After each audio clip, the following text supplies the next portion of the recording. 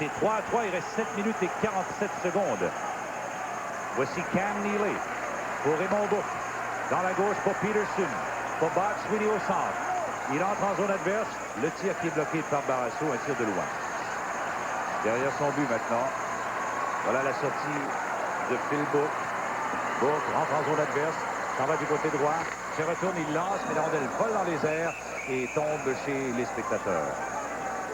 On va reprendre en territoire des Pingouins avec 7 minutes, des Bruins, pardon, avec 7 minutes et 24 secondes à faire en troisième période. C'est l'égalité qui crée à nouveau 3-3. L'auteur du deuxième but des Pingouins de Pittsburgh, Phil Bourque, réussit son quatrième. Du bien près, lui, ici. Réussir le troisième. De réussir un but sur cette passe de Ricky lorsqu'il a chuté devant le filet de Indémon. Alors, on y va avec Mario Lemieux. Il n'y a pas de chance à prendre. Il joue avec Ricky et Phil Bourque. C'est l'autre Bourque qui s'empare de la rondelle. Cependant, Raymond Bourque, pendant que Bob Sweeney a reçu un coup de poing au visage de Mario Lemieux. Un tir de Burridge qui rate le filet. La rondelle qui revient à Raymond Bourque. Il la lance plus loin. Elle fait le faux bond sur la rampe. Et là, Burridge qui vient menacer. Mais beau travail en défensive ici pour empêcher Burridge de tirer comme il le voulait, le souhaitait sur le gardien. Là, c'est Raymond Bourque, une passe du côté de Christian. Christian est rejoint par Phil Bourque. Le tir, il a raté le filet de peu. Là, la rondelle bondit en zone neutre. Elle est renvoyée chez les Pingouins. Interception de Samuelsson. Ici, c'est un tir de Weimer qui est bloqué. J'ai dit Weimer, c'était Ruzicka. Et on s'arrêtera là. Avec 6 minutes 46 à faire en période, c'est 3-3. Les séries de la Coupe Stanley se poursuivent dans quelques instants à Radio-Canada.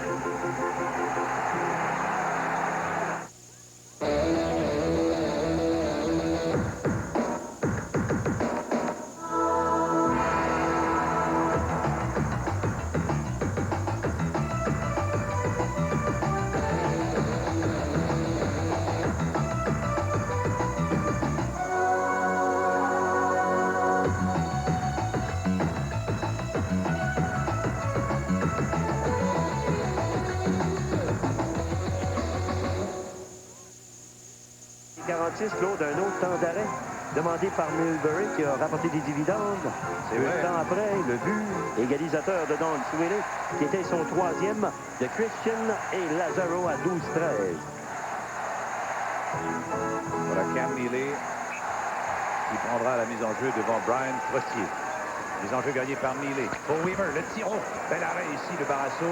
La rondelle qui bondit ensuite et c'est Mullen qui reprend. Mullen, il lance jusqu'à Moe qui fait dévier le tir vers Weimer. Là, c'est un lancer de loin qui glisse jusqu'à Barrasso. Et aussitôt, il cède la rondelle derrière son filet à Stanton. Ce dernier remet à Mullen qui se contente de faire défier à l'autre ligne bleue. Là où Weimer reprend. Weimer, une passe arrière, interception. Là, c'est Stanton qui entre en zone adverse, perd la rondelle. De toute manière, il a été devancé sur le plan droit par Ron Francis. C'est Stanton qui a marqué un but très important lors du dernier match au Garden de Boston. Plusieurs buts marqués par les défenseurs. Ouais. Encore une fois, ce soir, Don Sweeney, but important. Son troisième, il a marqué lors de la dernière rencontre également, Sweeney. On parle d'attaque à 5, là, mais Gainey et Jarvis ont réussi de belles choses avec leur attaque à 5. Mais comment des gars qui étaient des apôtres de la défensive ont-ils pu réussir des choses semblables? Ils ont travaillé tellement de fois en désavantage numérique, Claude. Les jeux qui leur ont toujours donné de la misère sont sans doute enseignés à ces joueurs, à sa formation. Si tu possèdes le talent, alors il est facile d'enseigner des jeux qui sont toujours battus en désavantage numérique. Alors c'est facile à se rappeler. Ce sont ceux dont tu te souviens le plus souvent, hein? Oui. Voici Kenny Hodge. Hodge qui arrive au centre. Il lance de loin un tir qui rate le filet nettement pendant que Samuelsson reprend dans sa zone. Samuelsson fait une passe à Francis. Une autre maintenant qui est dirigée vers la ligne bleue adverse. Elle est prise par Don Sweeney. Sweeney, derrière lui, abandonne le disque, qui revient. Et là, c'est la sortie de Mullen à 2 contre 1 avec Stevens. Lui refile le disque derrière. Le tir, oh! Il a raté le filet de peu. Et là, c'est Roberts qui lance, mais c'est bloqué par Doris en défensive. Rondelle poussée en lobe, en zone neutre. C'est repris par Francis. Il la lance chez les Bruins. Aussitôt, elle est ressortie par Gary Galley. La passe va jusqu'à Don Sweeney, aussitôt à Gianni. Gianni maintenant à Lazaro, mais il y avait hors-jeu à la ligne bleue. C'est l'égalité 3-3 avec 5 minutes 23 à faire au troisième tiers. Oui, c'est bon. Non, mais juste moi, là, si tu combien je vois de petit dégonner, moi, mon petit gars. Non. C'est pas ton tir. 43. Puis c'est rien, ça. L'été des gros chaleurs, faites le 7. C'est c'est Fahrenheit. Tu me crois pas? Mais certain, je te crois. Moi-même, j'ai passé un camion de Pepsi une fin de semaine. Tu me crois-tu? Oui, je te crois. Oui, pas bien. On boit-tu ou on joue? Joue, toi. Moi, je vais boire. Aujourd'hui, c'est Pepsi. Terrible. Terrible, mon bon. Claude, il y a beaucoup de fatigue. Même les changements au banc laissent à désirer. Boston s'en est bien tiré. Un très mauvais changement. Ce qui a donné un 3 contre 2. Deux pingouins qui essaient d'animer la foule. 5 minutes 23 à faire. Oui, les changements sont assez laborieux. Hein? Oui. Voici Roberts pour Murphy. Pour Roberts qui attend le bon sur la rampe. Et il repart de plus belle. Mais il est gardé dans sa zone par Christian. Il en ressort. Tente une passe que Phil Book n'a plus complétée.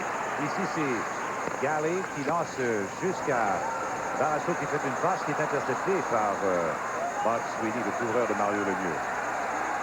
Gordy Roberts derrière son but. Une passe dans la droite qui revient à Murphy. Il la perd. C'est récupéré plus loin par Murphy, aidé de Phil Book. Le voici en zone adverse. Un relais qui revient jusqu'à Phil Book. Il décoche un boulet puissant. La rondelle qui a été bloquée ensuite par Maud. Et voilà Christian qui repart. Christian arrive du côté gauche. Christian lance de loin. Un tir qui est bloqué au vol par Barrasso qui avait fait une sortie d'une quinzaine de pieds là-dessus. Une erreur de Barrasso, mais répare vite sa bévue en poussant la rondelle sur le flanc droit dans le coin. Là, c'est un relais vers la gauche qui revient vers Roberts. Roberts maintenant. Une passe qui va dans la droite, c'est pour Ricky. Ricky lance et gauche! Tout ceci rencontre de Lemieux. Mario Lemieux et Bob Sweeney a été complètement dérouté, ce qui a libéré le flanc droit. 4 minutes 20 à faire. Encore Lemieux, Gilles.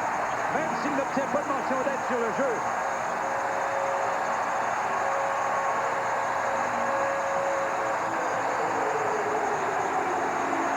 Qui est contente, c'est Nathalie Asselin, l'ami de Mario Lemieux. On va revoir le jeu d'un peu plus loin. Moment d'hésitation au départ. Passe perdue en territoire. On va revoir la longue passe en diagonale. Surveiller le jeu de Lemieux qui avait complètement tiré Bob Sweeney. Ricky est libéré totalement du côté droit. Et Launay qui était prêt pour le retour sur le Et d'un angle différent, on va revoir ici son angle de tir. Oh, la rondelle semble avoir touché l'intérieur de la jambière. Hein. 15 minutes et 40 secondes.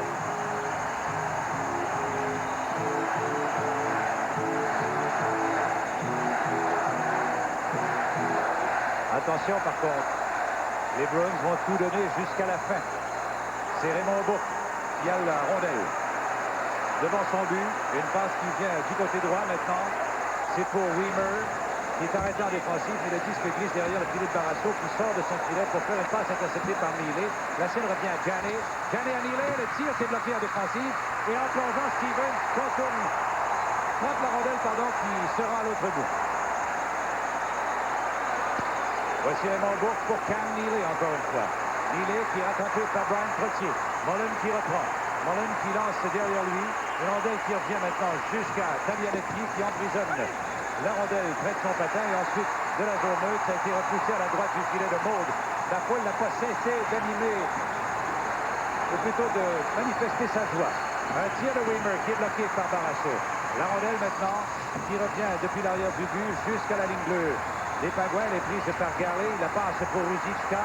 Elle est annulée par Trottier. Là, elle est libre, couvrée par Janik qui remet devant le but, mais beau travail de Roberts qui est venu contrer Cam Neely qui a fait une chute de fatigue. Et là, c'est un 1 contre 1 avec Launay en tête. Il est rejoint par Brian Trottier. Launay maintenant, il lance et il a raté le filet de peu. La rondelle qui revient à Trottier. Trottier la pousse plus loin, en zone neutre, plus loin pour lui-même. Et là, c'est lui qui tente de récupérer, mais Lazaro la lui enlève. Roberts qui force les pieds à Lazaro. L'arbitre ferme les yeux sur l'infraction. Là, c'est repris en territoire neutre par Brian Trottier. Trottier qui lance derrière le filet de Maud. Voilà le disque qui appartient à Galley. La passe est interceptée par Ricky. Mark Ricky qui se fait ravir le disque. Voilà Lazaro qui contre-attaque dans la gauche. Lazaro poursuit sa route. Murphy qui l'arrête habilement. Ricky qui reprend et dégage à l'autre ligne bleue. 2 minutes et demie encore à la période. Eric qui met un opposant en échec. Voilà maintenant Mario Lemieux qui reprend. Il fait des bien tirs que Don Sweeney intercepte. Et voilà l'arrêt de Barrasso sur ce tir. 2 minutes 22 à faire. À cette troisième période, l'écart n'est que d'un but. C'est 4-3 pour les Penguins de Pittsburgh qui sont à 2 minutes 22 d'une victoire et d'une participation à la finale de la Coupe Stanley. Le but de Ricky était son 8e. Gordy Roberts, mention d'assistance. Le temps, 15 minutes et 40 secondes. On va voir les mises en échec près des filets. Oh oui. Neely, à bout de force. Oh oui. Un autre mise en échec à l'entrée de zone, c'est Lazaro. Lazaro. On lui a fauché les pieds, Julie. Mais c'est le règlement de troisième période d'une fin possible de série. 2 minutes 22. C'est un public qui a été patient, le public des Penguins de Pittsburgh. Depuis l'arrivée de Mario Lemieux, il y a toujours de belles choses qui se passent, mais on se butait toujours à une série, à quelque part. On n'allait jamais bien loin. Mais là, ils sont à 2 minutes 22, comme on le disait, d'une participation à la finale de la Coupe Stanley, mais c'est pas gagné, Gilles. Acculé au pied du mur contre New Jersey, perdait 3-2, gagne les 2 derniers matchs. 7 le premier à Washington, 4 rencontres consécutives. Ils sont en voie de réussir le même exploit après avoir perdu les 2 premières. Et ici, avec 2 minutes 22, ce n'est pas terminé, loin de là. On appelle ça une équipe pleine de caractère. Trottier qui vient encore chercher la mise en jeu sur le long arrêt, a pu récupérer et partir du banc et revenir. Dégagement, 2 minutes 12 à faire. Bel échec avant des Pingouins, là. C'est repris derrière son but par Wes Waltz. Il tente une passe pour Raymond Bourque qui l'accepte. Bourque lance à la droite du filet de Barrasso. Tous les chandails noirs s'en vont derrière le but, mais il y a quelqu'un qui les a devancés là, sur la dernière séquence de jeu. Rondelle poussée en zone neutre. C'est Don Sweeney qui récupère. Sweeney maintenant, plus loin pour Francis. Les solides mises en échec sont appliquées en zone neutre. Voilà repris par Murphy, cette rondelle chez lui dans la gauche. Elle est poussée vers Stevens. Une autre qui revient vers Brian Trottier. Et du centre, il lance derrière le filet d'Andy Moog. 1 minute 36 encore. On va sûrement retirer Moog à la moindre occasion. Dès que la chance va leur permettre de le faire. Voici Gianni. Gianni qui lance en zone adverse. On ne retire pas le gardien encore. Non. Parce que ce sont les Pingouins qui exercent le contrôle du disque. Voilà encore Gillen. Une passe qui est dirigée du côté droit. C'est pour Loney. Loney plus rapide. On sent qu'il y a de la fatigue de Galley chez les Bruins, qui est venu plaquer Loney de toute manière.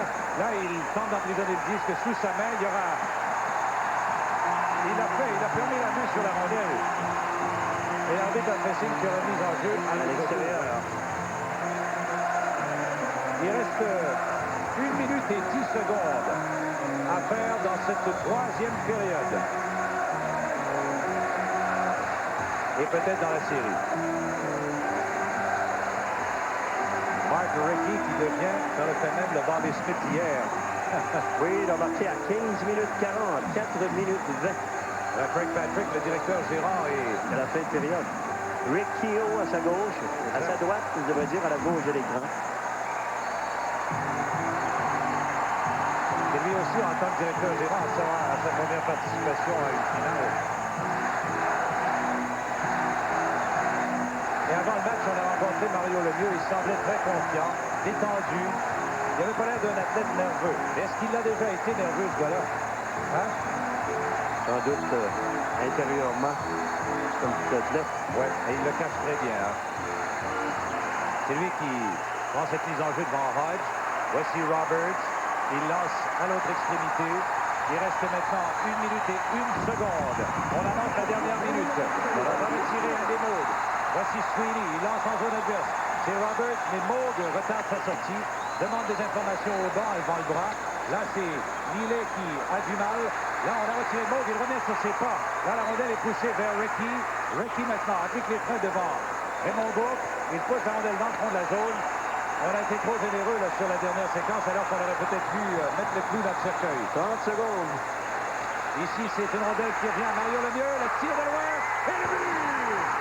Ainsi fait, les Bruins sont éliminés au jeu. Avec 28 secondes. Et ça n'a pas pris de temps, Claude. Ça devait être Mario Lemieux.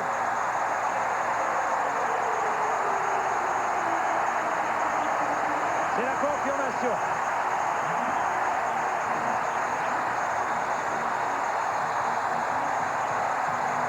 Madame Delhomme et Mademoiselle Asselin, le mine Mario Lemieux, sont très heureuses. Et Mario Lemieux sera notre invité après le match.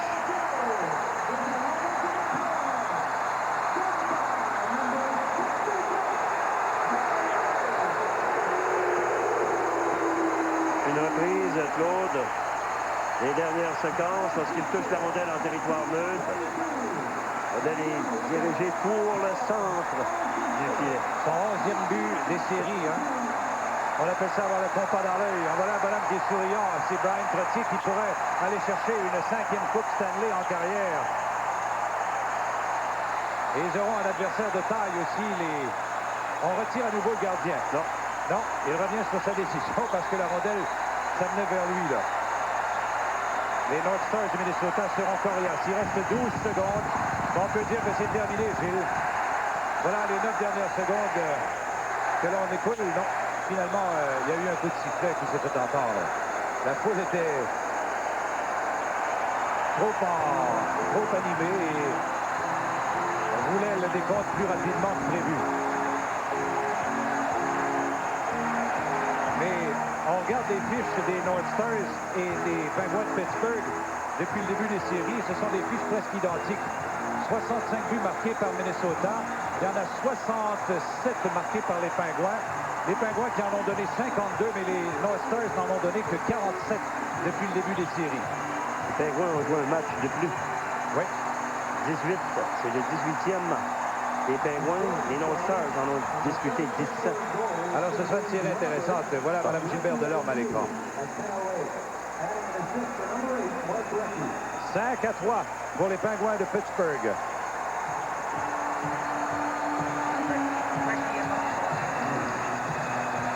Pour les 7 secondes qui restent, Mullen est là avec Phil Bourque. Mullen. Et puis, il y a Bob, ou plutôt Giannianetti. Francis s'amène dans la mêlée. Il y a un peu de confusion un peu partout, là, mais je pense que pour les Bruins, c'est terminé. On a donné une mention d'assistance à Ricky au lieu de Samuelson sur le but de Roberts. Oui, donc Roberts, Ricky est le mieux. Ça, c'est mieux.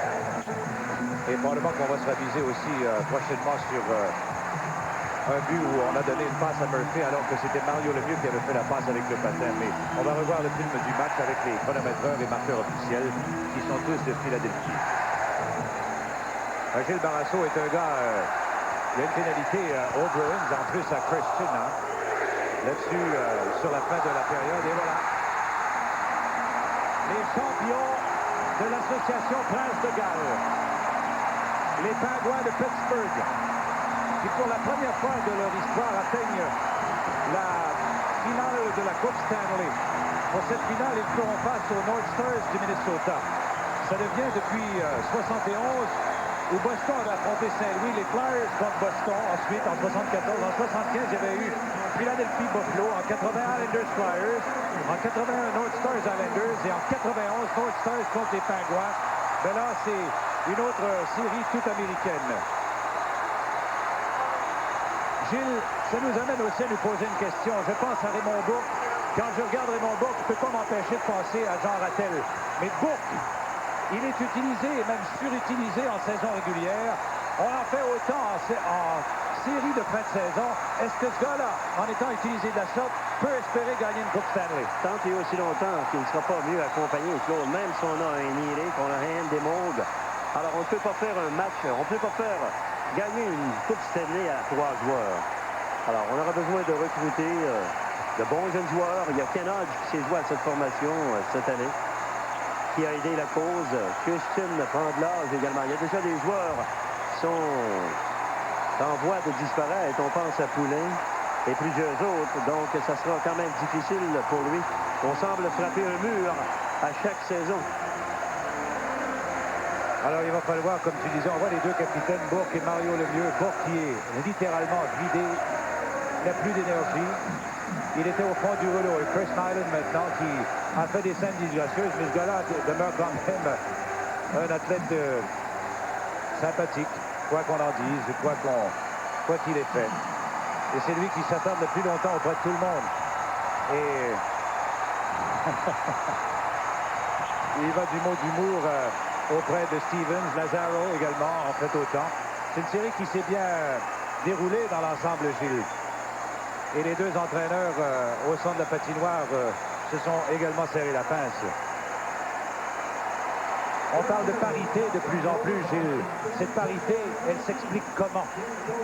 Alors, il y a plusieurs nouveaux jeunes joueurs qui connaissent de bons débuts dans la Ligue nationale, Claude. Il y a également plusieurs formations qui ont apporté des changements à la direction.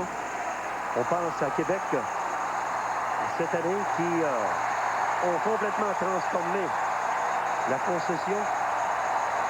On a des instructeurs comme Keenan qui a bien fait en saison, un peu moins lors des séries.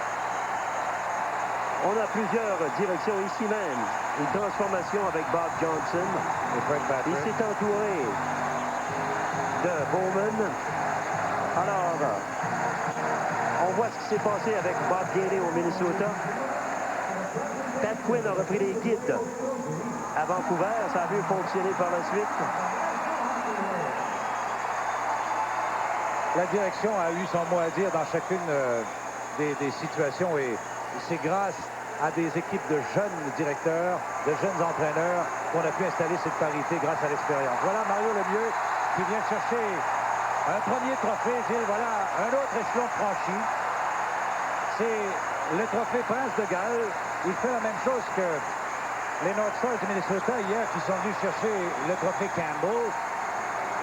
La dernière étape, la prochaine, c'est la Coupe Stanley. On voit Jim Pack, le joueur coréen, qui est à la droite de l'écran, qui fait partie de cette formation.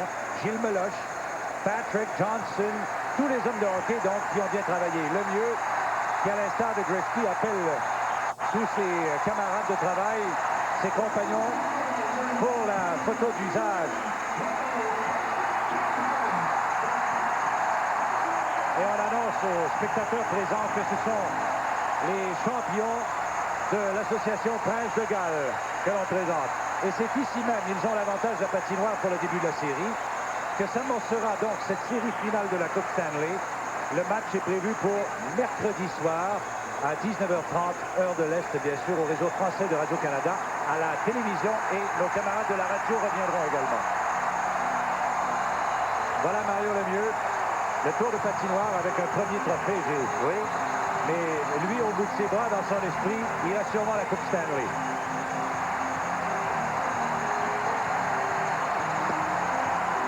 Le trophée le plus difficile à obtenir est dans la prochaine série.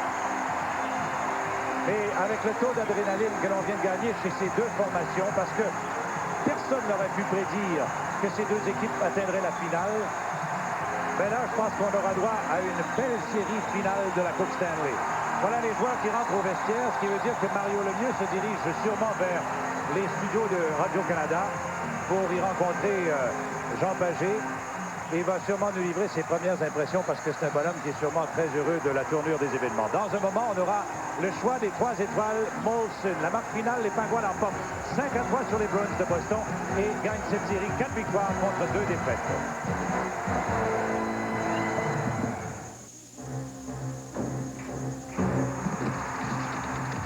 Hein, les gars?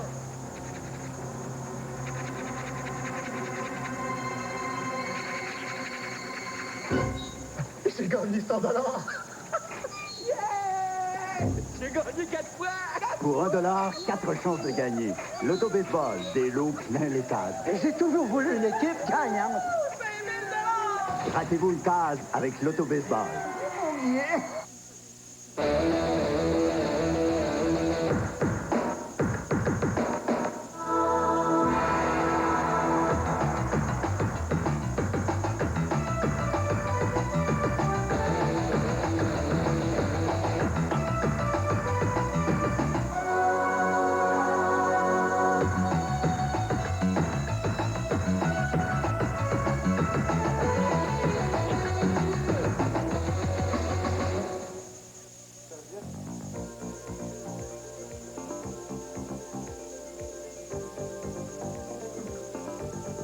Voici donc les 3 étoiles du match de ce soir. La première étoile des Pingouins de Pittsburgh, Mark Recchi. La deuxième étoile, il est avec nous en studio, sera notre invité dans quelques instants, Mario Lemieux, le capitaine des Pingouins. Et la troisième étoile, le défenseur Jim Wiemer, des Bruins de Boston. La soirée du hockey Molson se poursuit dans quelques instants avec Mario Lemieux.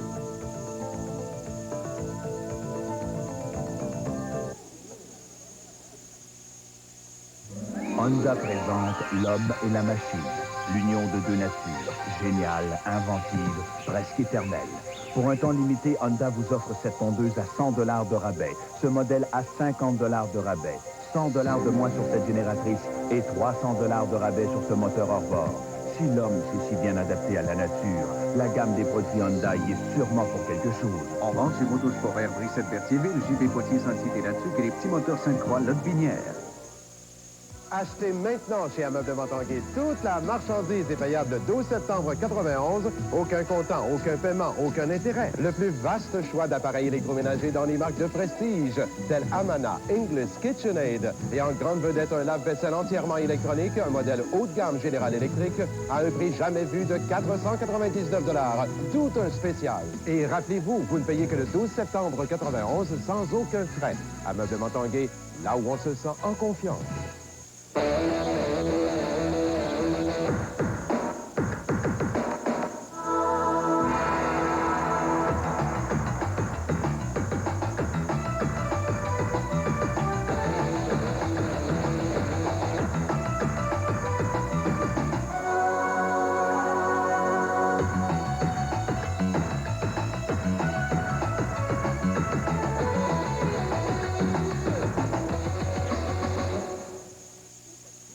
Pittsburgh. Mario, c'est toute une sensation de se promener sur la glace avec un trophée au bout des bras.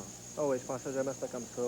On a gagné des championnats dans le junior, mais c'est pas du tout la même chose. Quand on joue pour le championnat d'une division, puis la Coupe Stanley, c'est tout un feeling. Puis il y a juste à aller chercher la grosse coupe. Oui, parce que ça, c'était quand même seulement c'était celui de l'association. C'est déjà important, mais le prochain, c'est encore le plus important. C'est à celui-là que vous pensez, je pense. Ah oui, définitivement. Je pense que tous les joueurs de la Ligue nationale aimeraient un jour gagner la Coupe Stanley. Puis on est très prêts. On est seulement à 4 matchs de remporter la Coupe Stanley. Parlons maintenant de ce match-là, de ce soir-là. De cette partie, on a l'impression très lentement. Oui, je pense qu'ils ont bien joué défensivement au début. Ils sont allés juste avec un homme en échec avant, puis ils sont repliés avec 4 gars à leur ligne bleue. Puis on patinait pas très bien au début. Puis quand on a compté notre premier but, bien ça a bien été après ça. Oui, parce que là, ça vous a réveillé. Et après ça, vous avez attaqué, mais c'est venu bien près. Est-ce que vous pensiez le match terminé à 3-2? Non, c'est jamais fini. Surtout contre un club comme Boston. C'est une équipe qui a beaucoup de caractère. Puis ils sont pas rendus en finale de division pour rien. Donc, c'est jamais fini jusqu'à temps que la dernière seconde. C'est une très belle équipe que Craig Patrick et Bob Johnson ont réunie. Oui, c'est une bonne équipe de hockey. Je pense qu'on a tous les éléments pour gagner une Coupe Stanley. On a des marqueurs, on a des bons joueurs défensifs, une bonne défensive. Tommy Balasso qui joue de l'excellent hockey. Puis, on va en avoir besoin dans la finale. Est-ce que vous êtes fatigué, non? Oui, un petit peu fatigué, mais on prend une coupe de bière, ça va se remonter. Et là, il y a 3 jours, le premier match est mercredi contre Minnesota. Est-ce que ça vous surprend que ce soit Minnesota? Pas de la manière qu'ils ont joué. Si tu m'aurais dit ça au début des séries, même les Pingouins, je pense qu'il y a beaucoup de monde qui ne nous avait pas choisi pour être en finale. Mais de la manière qu'ils ont joué contre Chicago, Saint-Louis, puis leur dernière série, c'est une équipe qui va être difficile à battre. Vous n'en avez pas encore parlé ensemble? Non, pas encore. On voulait finir Boston avant de penser à Minnesota. Mario, je sais que vos parents, on me dit que vos parents vont arriver cette semaine. Oui, je pense qu'ils vont s'en venir lundi, puis je vais les appeler seulement ce soir, puis leur parler de ça. On est bien fiers, en tout cas. Ça a été une brillante victoire. On a des images là, de Mario Lemieux avec un trophée sur la glace. Ça faisait longtemps, hein? Depuis le junior? Depuis le junior, ça fait 7-8 ans de ça. Ça trop longtemps. C'est une belle sensation, en tout cas. Et le public a été extraordinaire, le public de Pittsburgh. Oui, je pense que les gens de Pittsburgh, ça fait longtemps qu'ils attendent ça ici à Pittsburgh. Ça fait 7-8 ans depuis que je suis arrivé, puis ils nous ont supportés depuis le début, donc c'est le fun pour eux autres aussi. Et c'est extraordinaire. Partout en ville, on ne parle que de ça. On est derrière les Pingouins et c'est vraiment un enthousiasme extraordinaire. Bien, je pense que ça fait depuis 3-4 ans vraiment que la ville de Pittsburgh est intéressée au hockey de façon qu'ils sont en ce moment. Puis c'est une grosse raison pourquoi on est en finale. Mario, félicitations encore une fois. Puis à partir de mercredi, nous, on sera là pour vous surveiller. Voilà. Merci beaucoup. Merci infiniment. Mario Lemieux, le capitaine des Pingouins de Pittsburgh, qui sont maintenant en finale qui commence mercredi, ici même à Pittsburgh. La soirée du hockey Molson se poursuit dans quelques instants à Radio-Canada.